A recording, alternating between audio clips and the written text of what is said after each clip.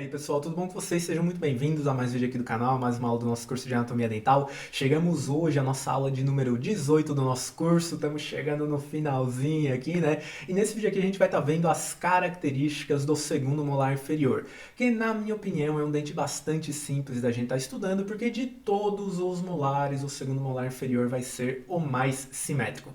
E só antes de começar, claro, eu tenho que lembrar vocês, né, da minha apostila resumida de Anatomia Dental, e se você ainda não fez o download desse material, clique no link da descrição e apoie meu trabalho como criador independente de conteúdo. Mas enfim, vamos aí para o estudo da face vestibular do segundo molar inferior para começar a nossa aula. Então, o segundo molar inferior, pessoal, vai ser um dente com 4 cúspides. 2 cúspides vestibulares e 2 linguais. E olhando esse dente, claro, pela face vestibular, a gente vai ver as cúspides vestibulares. E a cúspide mesovestibular vai ser maior do que a disto vestibular. Isso faz com que a face mesial seja maior do que a face distal. E além disso, a face mesial vai ser mais retilínea que a distal também. E por essa diferença de tamanho entre as cúspides, a coroa do segundo molar inferior vai ser inclinada para a mesial. E essas cúspides elas vão ser separadas por um sulco vestibular que às vezes invade aí, né, a face vestibular. Então, em relação à face vestibular, esse dente não vai ter nem o segredo, né? E além disso, inclusive, as bordas mesial e distal vão ser convergentes para a cervical e divergentes para a oclusal. Tudo vai meio que seguir aquela receitinha de bolo da face vestibular dos outros molares que a gente já estudou.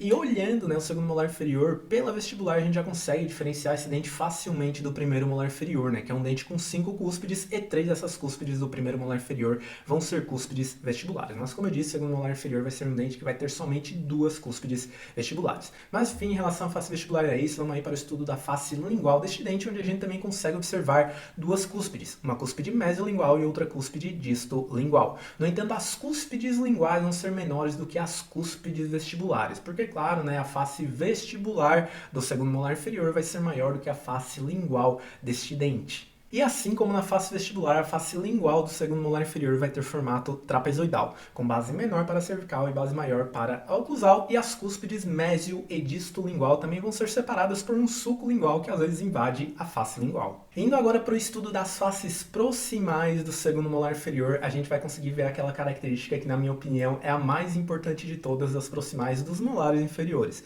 que é a grande inclinação da face vestibular para a lingual. Tu já tá careca de saber disso, né? Se tu já assistiu às minhas outras aulas, mas eu vou repetir aqui para te gravar bem. Nos molares superiores, a face vestibular ela vai ser praticamente paralela à face palatina. Essas duas faces vão ser praticamente retilíneas, às vezes um pouco convergentes para a oclusal. No entanto, nos molares inferiores, a gente tem uma grande inclinação da face vestibular para a lingual. Então, tá estudando ali um molar na prática? Se tu tá em dúvida se ele é um molar superior ou inferior, olha a inclinação da face vestibular, que tu vai daí tirar essa dúvida de uma vez por todas. E além disso, nas proximais do segundo molar inferior, a gente consegue observar as linhas cervical, mesial e distal, que são retilíneas, porque esse dente vai ter uma coroa bastante larga, e quando a gente observa o segundo molar inferior pela mesial, a gente não consegue ver o contorno das cúspides distais, mas quando a gente observa, né, esse dente pela distal, a gente consegue ver o contorno das cúspides mesiais, que vão ser maiores do que as distais. E agora a gente chega no estudo da face mais importante de todas do segundo molar inferior, que é a face oclusal. Essa face, galera, vai ter um formato que varia aí de um quadrangular para um retangular. Como tu pode ver, tá? A coroa desse dente é dividida de forma muito parecida, as cúspides vão ter um tamanho bastante parecido, mas de todas elas, a cúspide vestibular vai ser a maior cúspide deste dente. E olhe como que se distribuem os sulcos do segundo molar inferior, né? Eles vão ter, tipo, praticamente um formato de uma cruz, assim, né? E daí a gente vai ter um sulco mesio-distal que corta esse dente, a coroa desse dente horizontalmente, que divide as cúspides vestibulares das cúspides linguais, e a gente vai ter daí um sulco vertical, que vai dividir as cúspides vestibulares entre si e as cúspides linguais entre si. E a característica mais importante de todas, na minha opinião, do segundo molar inferior, vai ser esta elevação que este dente tem logo abaixo da cúspide vestibular. E essa elevação a gente consegue ver muito bem, tá? Olhando esse dente aí pela oclusal. E ela tá apontada, inclusive, na imagem que eu tô deixando agora no slide. Então, assim, pegou um dente em mãos, viu que é um segundo molar inferior, teu próximo passo vai ser diferenciar diferenciar o dente 37 do dente 47. E tu pode fazer isso de duas maneiras. Olhando o tamanho das cúspides, como eu disse, a mais vestibular vai ser maior, e olhando onde está essa protuberância, né, que vai estar logo abaixo da cúspide mais vestibular. Né? Daí, através disso, já vai conseguir saber se esse dente fica do lado direito ou esquerdo da arcada. E se tu assistiu a minha aula de anatomia do primeiro molar inferior, tu sabe que pela diferença de tamanho entre as cúspides mesiais e distais desse dente, as bordas vestibular e lingual do primeiro molar inferior vão ser muito convergentes para a distal.